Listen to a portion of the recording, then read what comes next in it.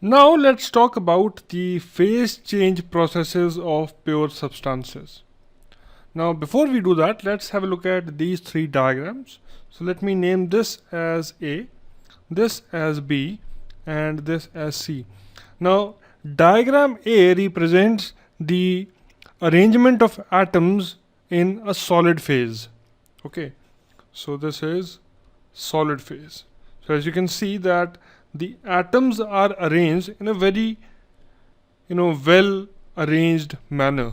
So there is a certain arrangement in which these atoms are arranged and they have fixed positions.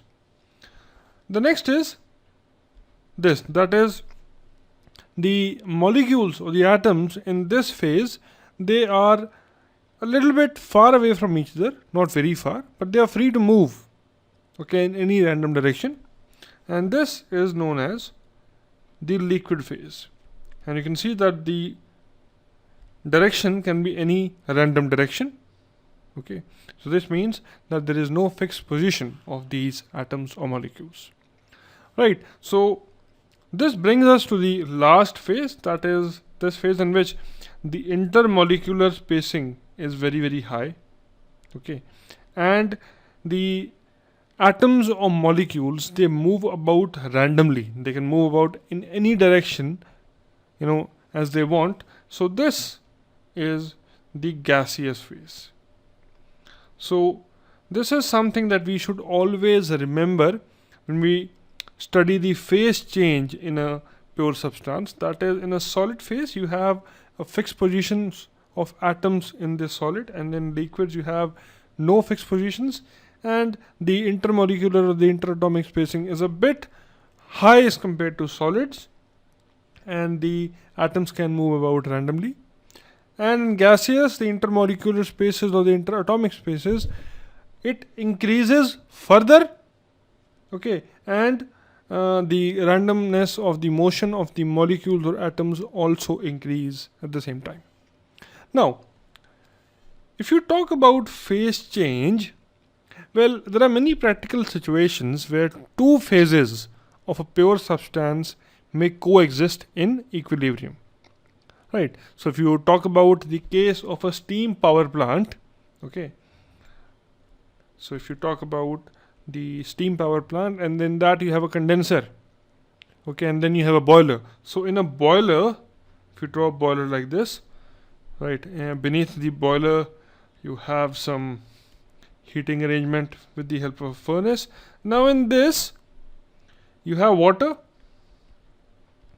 okay, and above water you have hot vapors. Alright, so in a boiler, the vapor state or the gaseous state and the liquid state, they coexist in equilibrium. Similarly, if you talk about the condenser, so if you have a condenser like this, which is practically a heat exchanger with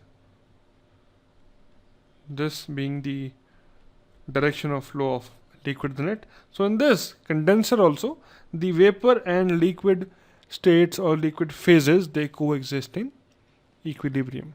Alright, so this is a very common phenomena that occurs with pure substances. Now why did I take the vapor and liquid phases to be coexisting in equilibrium? Because this is one of the most commonly occurring coexistences of two phases of a pure substance. Alright, so we'll pay attention in this section on the liquid and vapor phases and their mixture. Okay, and we'll take the example of water as the you can say the reference pure substance.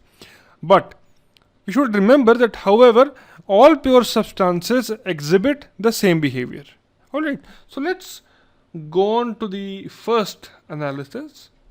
Okay, so let me put point number A.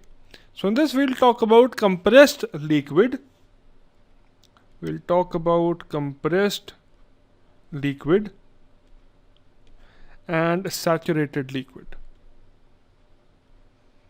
Saturated liquid. So this is the first analysis of this section. So to analyze this, let's draw a diagram first. So let's draw a piston cylinder arrangement. So this is the cylinder, and we have the piston inside this. So this is the piston, okay.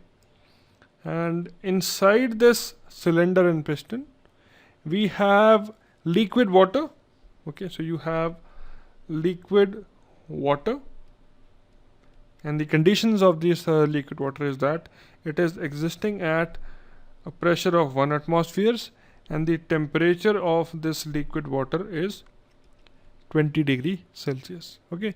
So let me say this is state 1 of our analysis, okay. So what we have done is that we have taken a piston cylinder arrangement, we have liquid water inside, and this whole arrangement is being heated with the help of a flame. So this is the heating arrangement. Alright.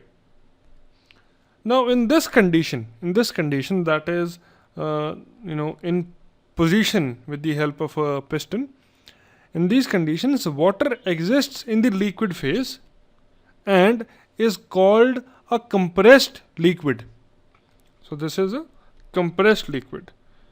There is one more name for this particular state, and that is called subcooled liquid. Subcooled liquid. Okay, so you must make a note of this. So compressed liquid or subcooled liquid. The meaning of this is that the liquid in this state is not about to vaporize. So let me write down this as well.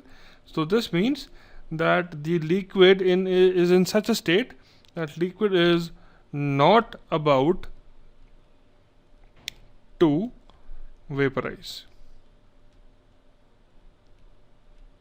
Okay, so this is what we understand by compressed liquid or subcooled liquid. Now we are actually transferring heat to the water. So this is how the heat is being transferred to the water. Initially the temperature of water is 20 degrees Celsius. So we heat it till the temperature becomes 40 degrees Celsius. So we increase the temperature by another 20.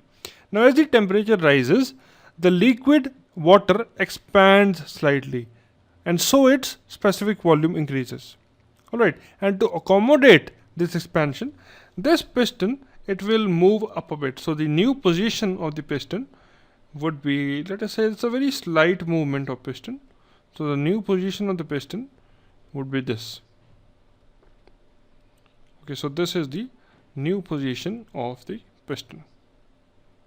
Okay, so let me just color it. So a red arrow will indicate that the piston has moved up because upon heating by 20 degrees Celsius, the specific volume of the water increases and the water expands. Okay, this means that the pressure in the cylinder remains constant at 1 atmosphere because the increase in the volume has been accommodated by the upward motion of this piston. Now in this state also, that is, let us say this was, let me use another color. So this, at this particular state or at this particular position, let me name it as position 1.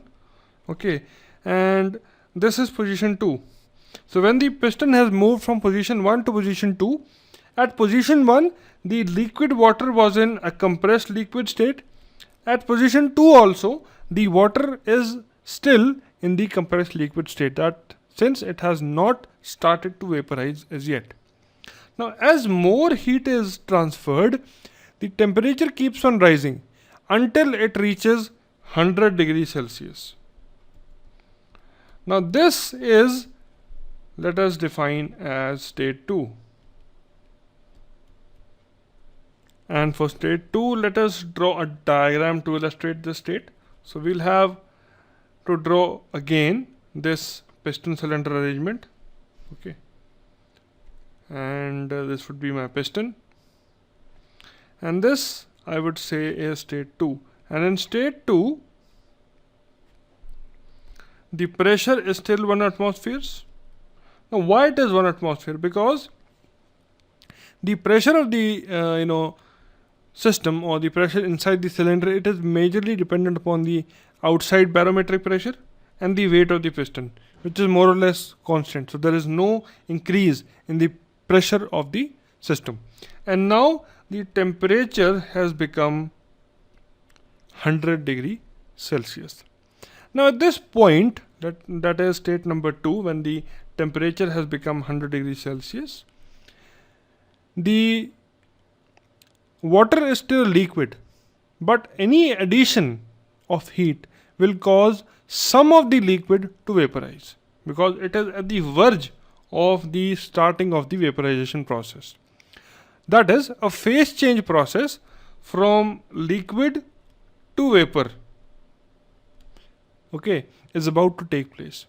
So a liquid that is about to vaporize, so that's a very important word, about to vaporize. It has not vaporized still at 100 degrees Celsius, but even a slightest increase of heat addition, it will start vaporizing. So the liquid is about to vaporize, okay, and this liquid which is about to vaporize is called a saturated liquid, which is demonstrated by state number 2.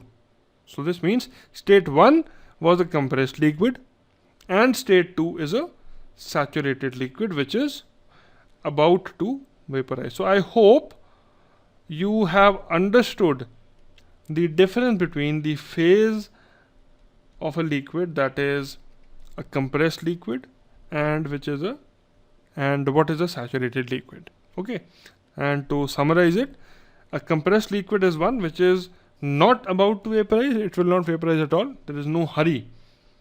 Okay, even if you add 1-2 degrees Celsius of heat, or even if you add 20-50 degrees Celsius of heat, it will still not vaporize. But in case of a saturated liquid, it is just on the verge of vaporizing. So even a slightest addition of heat would result in the formation of first forms of vapor, or you can say some of the liquid will start converting into vapor. So that becomes a saturated liquid. Okay, now after this, let's go on to the next case where we talk about saturated vapor.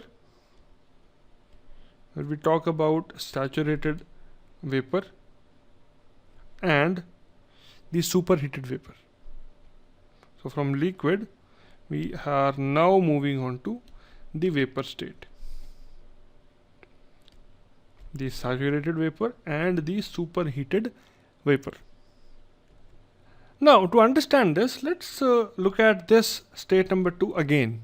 So let's forget about the state number 2 at the moment. Okay, just look at this arrangement. So right now I am at 100 degrees Celsius and 1 atmosphere. Now what is happening? The liquid is just about to vaporize. So once the boiling starts, the temperature stops rising until the liquid is completely vaporized. That is, the temperature will remain constant during the entire phase change process if the pressure is held constant. Alright, so this can easily be verified by placing a thermometer in a boiling pure water. Okay, you will see that the temperature stays the same, that is 100 degrees Celsius. Now, during a boiling process, the only change that we will observe is a large increase in the volume and a steadily declining liquid level, because more liquid starts turning into vapor. So if this is state number 2, let me rub this particular state written over here. So because I'll have to move the piston up. Okay, so I've rubbed it off. So now what is happening? I am moving the piston up. So a large change of volume has taken place. Alright, so this is the new position of the piston. Alright, and let me rub this position of the piston as well. So now what has happened? You have a reduced liquid level. So this is the liquid level, and on top you have got vapors. So now you have vapors on top and liquids, or you can say liquid at the bottom. Alright, now this is what happens. Now midway about the vaporization line, that is, let us say we are at state 3. Okay, so let me now define or write down this as state number 3, or let's draw a new diagram for it. Okay, let's just cut it off and draw a new diagram for this. So a new diagram, again that piston cylinder arrangement, alright, with an increased volume inside to accommodate for the what do you call it, the production of vapor inside. And let us say midway through the vaporization process, so this is the liquid, okay, and on top you have hot vapor because it is boiling, isn't it? That's why it is hot. So this is what you have. Now midway through it, the cylinder contains equal amount of liquid and vapor. So whatever volume of vapor you have, so volume of vapor is equal to the volume of liquid. Okay, so this is state number 3. Now what happens? As we continue transferring heat from this direction, the vaporization process continues till the last drop of liquid is vaporized, and that would be your state number 4. So let's draw another diagram which depicts state number 4, in which the entire you can say the piston cylinder space has been covered by vapor only. So this is your piston, alright, and this is your state number 4. So in this particular state you have entirely a vapor phase inside the cylinder. So this is still 1 atmosphere of pressure, and the temperature is still 100 degrees Celsius, but this is entirely vapor. Okay, so this is state number 4. Now let's pay attention to state number 4 a little bit more. Now why is this so important? This is important because you have just completed the boiling operation. This means whatever vapor that you have within this volume, it is on the borderline of the liquid phase. Any heat loss from this vapor will cause some of the vapor to condense back into the liquid phase. Alright, so this is a very, very important line, because you need to understand this, then only you can move forward. So this vapor that you have at 100 degrees Celsius, it has just completed the boiling process. So this vapor is on the borderline of the liquid phase, borderline of the liquid phase. This means that even a slightest heat loss from this particular vapor would result in condensation. That is, condensation means the formation of liquid from vapor upon heat loss. Alright, so a vapor that is about to condense is called saturated vapor. Okay, so let's write down this in terms of its eagerness to condense back. So this vapor, which is on the borderline of liquid phase, and upon a slightest heat loss condenses to form liquid again, that is, it is about to condense. Okay, this is known as saturated vapor. So I hope you understood this. Therefore, if you talk about state 4 is a saturated vapor state. Okay. Now if you talk about a substance which is at state 2, so state 2 was this, state 2, so the state 2 has gone, the state 2 was, let me write it down again, state 2 was 1 atmospheric pressure and temperature was 100 degrees Celsius, and this was a saturated liquid state. Alright, so this was a saturated liquid state. Okay, so a substance at states which is between 2 and 4. So then you have state 4. In state 4 also you have the same temperature and pressure conditions, but this is the saturated vapor state.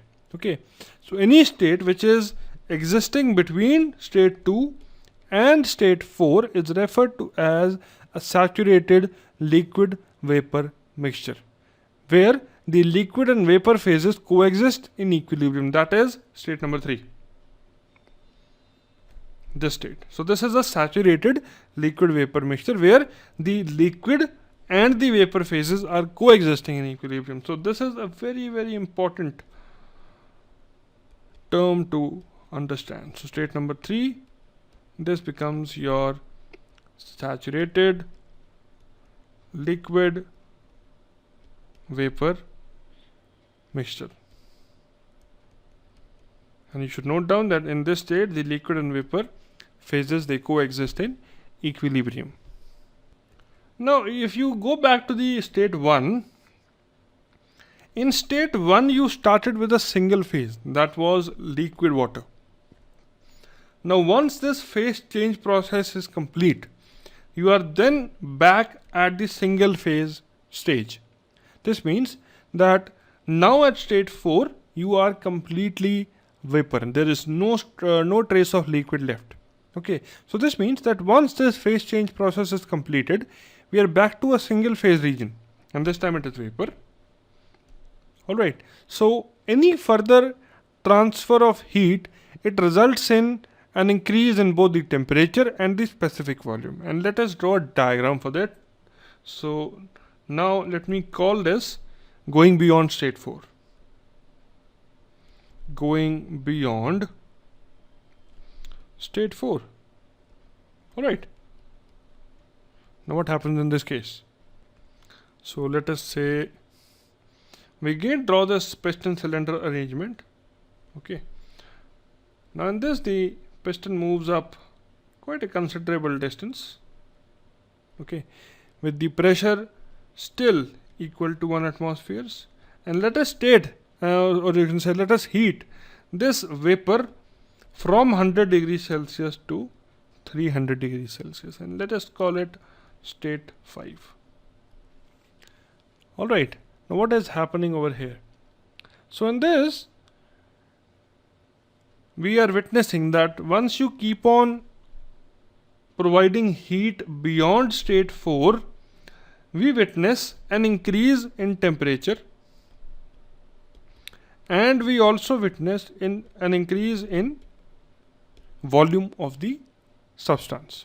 Alright, so let us say at state 5, the temperature of the vapor is, let's say, 300 degrees Celsius, and if we transfer some heat from the vapor, the temperature may drop somewhat, but no condensation will take place, because the temperature will still be above 100 degrees Celsius. This means that even if there is some heat loss, okay, the temperature will drop, isn't it? But it will not become 100 degrees Celsius. Let us say it becomes like 250 degrees Celsius, but it is still far away from 100 degrees Celsius. This means this water will not, this vapor will not condense. Now, another word comes into picture, that this vapor is not about to condense. About to condense means saturated vapor. Alright, so this vapor is not about to condense. So a liquid which is not about to vaporize is called, you can say, a compressed liquid. Alright, and a vapor which is not about to condense, this is called a superheated vapor, which is beyond the saturated vapor condition. You need to understand this. Okay, so I hope you have understood the meaning between these 4 terms. Now, in the next video, that's a continuation of the phase change process of pure substances. So in this we have talked about the compressed liquid, the saturated liquid, We've talked about the saturated vapor and the superheated vapor. In the next video, we'll talk about two very important terms, that is saturation temperature and saturation pressure.